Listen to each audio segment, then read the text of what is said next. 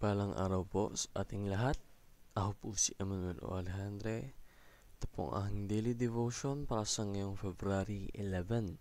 And for today, we are going to talk about kung paano sumamba ng ayon sa utos ng Diyos. And this relates to the topic of being charismatic. Makikita natin ito sa Mark chapter 7 verses 6 to 7 na nagsasabing, he replied, Isaiah was right when he prophesied about you hypocrites, as it is written, These people honor me with their lips, but their hearts are far from me. They worship me in vain, their teachings are merely human rules. Sa Tagalog, at sinabi niya sa kanila, tama ang pahayag ni Isaiah tungkol sa inyo na mga mapagkunwari. Ayon sa nasusulat, iginagalang ako ng bayang ito ng kanilang mga labi, subalit ang kanilang puso ay malayo sa akin. At walang kabuluhan ang pagsamba nila sa akin na itinuturo bilang aral ang mga utos ng mga tao. So, worshiping God involves the intellect.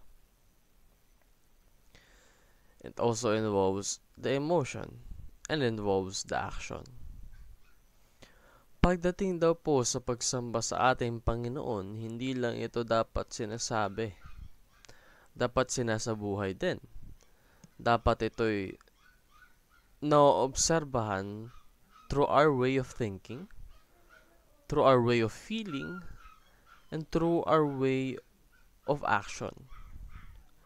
In all aspects of our lives, we should worship God. Hindi lang sa salita, hindi lang sa gawa, hindi lang sa isip, hindi lang sa puso, kundi sa lahat as a whole. Now, what does this do? In specific terms, pagdating sa intellect, avoid meaningless ritualistic worship. Pagdating sa emotion, worship God from the heart. Be genuine. Be pure with your worship. And lastly, for the action, change your patterns and habits. Dahil kung tunay kang naglilingkod sa Panginoon, gagabayan ka ng Espiritu Santo upang ikay magbago sa ikalulugod niya. Yun lamang po ang aking daily devotion. Maraming salamat sa pakikinig. Pagpalain po tayong lahat and let us all give glory to God.